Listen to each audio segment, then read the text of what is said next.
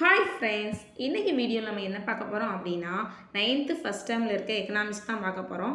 Already 10th இருக்க எல்லா லெசனும் வீடியோவாக போட்டுட்டேன். பார்க்காதவங்க இதுக்கு முன்னாடி இருக்க வீடியோ பார்த்துட்டு இது கண்டினியூ பண்ணுங்கள்.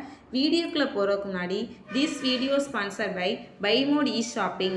By mod e shopping link கீழே டிஸ்கிரிப்ஷனில் கொடுத்துருக்கேன். உங்களுக்கு தேவைன்னா டவுன்லோட் பண்ணிக்கோங்க. பை மோடில் வீட்டுக்கு தேவையான அனைத்து ப்ராடக்ட் இருக்குது. ப்ராடக்டோட குவாலிட்டி வைஸ் நல்லா இருக்குது. நானும் வாங்கி யூஸ் பண்ணியிருக்கேன். அதனால தான் சொல்கிறேன். உங்களுக்கு தேவைன்னா கீழே டிஸ்கிரிப்ஷனில் லிங்க் இருக்குது. டவுன்லோட் பண்ணி ஷாப்பிங் பண்ணுங்கள். இப்போ வீடியோக்குள்ளே போகலாம்.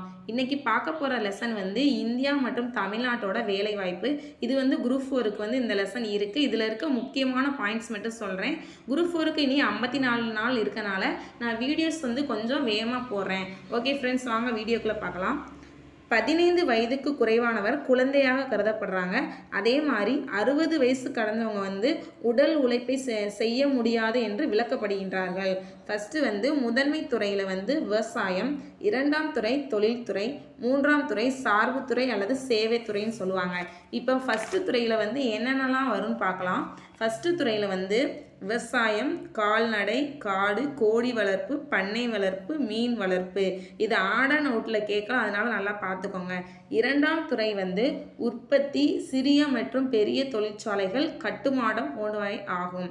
சார்புத்துறை அல்லது சேவைத்துறைன்னு சொல்லுவாங்களே, அதில் என்னென்ன இருக்குன்னு பார்க்கலாம். போக்குவரத்து, காப்பீடு, வங்கி, வணிகம், தொலைத்தொடர்பு, வீட்டுமனை விற்பனை, அரசு மற்றும் அரசு சாரா சேவை. அடுத்த பாயிண்ட் 1972-73 ஆண்டுகளில் தொடங்கி கடந்த 4 பத்தாண்டுகளில் வேலைவாய்ப்பு வளர்ச்சி சராசரியாக 2% அளவிற்கு உயர்ந்துள்ளது. அடுத்து வேலைவாய்ப்பு அலுவலகத்தை அமைத்தவர் யாருன்னு ஆல்ரெடி குரூப் 4ல் கொஸ்டின் கேட்டிருக்காங்க. அதுக்கு இந்தியாவின் டெல்லி சுல்தான் ஃபெரோசா துக்ளக் தான் வேலைவாய்ப்பினை சிக்கலை தீர்ப்பதற்காக வேலைவாய்ப்பு அலுவலகத்தை அமைத்தார். அந்த பாயிண்ட் நோட் பண்ணிக்கோங்க. நெக்ஸ்ட்டு பொதுத்துறை நிறுவனம், தனியார் துறை நிறுவனம். பொதுத்துறை நிறுவனம் எது அப்படின்னா நெய்வேலி பழுப்பு நிலக்கரி, இந்திய உருக்கு ஆலை, பாரத தொலைபேசி நிறுவனம். அதே இது தனியார் அப்படின்னா டிவிஎஸ் மோட்டார், அசோக் லேலண்ட், டாடா மற்றும் இரும்பு எஃகு தொழிற்சாலை. இதை பொறுத்துகளை கேட்பாங்க, நீங்கள் கரெக்டாக போட்டுருங்க. அந்த தனியார் துறை நிறுவனத்துக்கு ஒரு ஷார்ட்கட் சொல்கிறேன். அசோக் டிவிஎஸ் பைக்கில் ஏறிட்டு டாட்டா காமிச்சான் அப்படின்னு நான் வச்சுக்கோங்க. இது கொஞ்சம் ஈஸியாக இருக்கும், அதனால தான் சொன்னேன். அதுக்கடுத்த கொஸ்டின் ஸ்லேட்டர் கிராமம். விழுப்புரம் மாவட்டத்தில் ஸ்லேட்டர் கிராமத்தில் சென்னை பல்கலைக்கழகத்தில் பணியாற்றி வந்த ஸ்லேட்டர் என்பவர் முதலில் தனது மாணவருடன் கள ஆய்வு செய்வதற்காக இந்த கிராமத்தில் எப்போ ஆய்வு செய்தார் அப்படின்னா 1916. அதை நோட் பண்ணிக்கோங்க. நெக்ஸ்ட்டு ஒன் வேர்ட் பார்த்துடலாம். பணியிடத்தை கணக்கிடுவதற்காக டேஸ் வயதை கணக்கிடலாம் அப்படின்னா ஆல்ரெடி ஃபஸ்ட்டு பாயிண்ட் பார்த்தோம்ல, 15 to 60. அடுத்து இந்தியாவின் மொத்த உள்நாட்டு உற்பத்தியில் பல்வேறு துறையில் இறங்கு வரிசை பின்னாடி இருந்து போகணும். சார்புத்துறை, 2ஆம் துறை, முதன்மை துறை. பின்வரும் துறைகளில் இந்தியாவின் மிகப்பெரிய வேலைவாய்ப்பு துறை முதன்மை துறை. பின்வருவற்றில் எது முதன்மை துறை சார்ந்தது அல்ல அப்படின்னா உற்பத்தி 2ஆம் துறை. ஓகேவா? அடுத்து எது 2ஆம் நிலை துறையை சார்ந்ததெல்லாம் காடு ஃபஸ்ட்டு துறை. 3ஆம் துறையில் அடங்குவது அனைத்தும் போக்குவரத்து, காப்பீடு, வங்கி எல்லாமே 3ஆம் துறையில் அடங்கும். அடுத்து 8வது கொஸ்டின் பார்க்கலாம். எந்த துறை தொழிலமைப்பு முறை சேர்க்கப்படவில்லை அப்படின்னா முதன்மை துறை. அடுத்து வேலைவாய்ப்பு அலுவலகத்தை அமைத்தவர் ஃபெரோசா துக்ளக். ஒழுங்குபடுத்தப்பட்ட துறை பதிவு செய்யப்பட்ட மற்றும் அரசு விதியை பின்பற்றுகிறது. டேஸ் துறை வேலை பாதுகாப்பு மற்றும் அதிக ஊதியம் வழங்குகிறதுனா ஒழுங்கமைக்கப்பட்ட துறை. பொருந்தாத ஒன்று எது அப்படின்னா முதன்மை துறை. எது அப்படின்னா சிறு தொழில் தான் பொருந்தாது. அடுத்து பொதுத்துறை மற்றும் தனியார் துறை என்ற எதன் அடிப்படையில் வகைப்படுத்தப்பட்டுள்ளதுன்னா நிறுவனங்களின் உரிமை. அடுத்து 14வது கொஸ்டின் பாருங்கள். கூற்று காரணம்.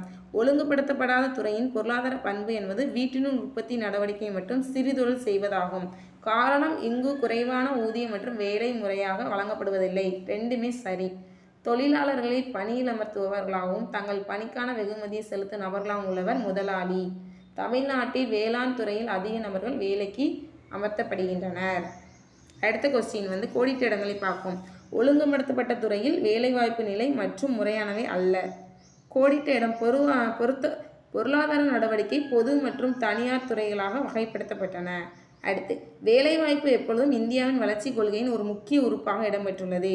வேலைவாய்ப்பு முறை மாற்றத்திற்கான காரணம் மக்கள் வாழ்க்கை முறை. இந்தியாவின் வேலைவாய்ப்பின்மை தன்மை பல பரிமாணம் கொண்டது ஆகும். டேஸ் பொருளாதாரம் நாட்டு மக்களின் எண்ணிக்கையும் உழைக்கும் மற்றும் பெற்றவரை குறிக்கும்னா நாட்டோட பொருளாதாரம். பொதுத்துறை என்பது அரசு நிர்வாகம். அடுத்து பொறுத்துக பொதுத்துறை, சேவை நோக்கம், தனியார் துறை, லாப நோக்கம், முதன்மை துறை, கோழி வளர்ப்பு, சார்புத்துறை, வங்கியல். அதாவது சார்புத்துறை அல்லது சேவைத்துறை தான் வங்கியல். இதோட இந்த லெசன் முடிஞ்சு ஃப்ரெண்ட்ஸ். அடுத்து செகண்ட் டேர்மில் இருக்க எக்கனாமிக்ஸ் போடுறேன்.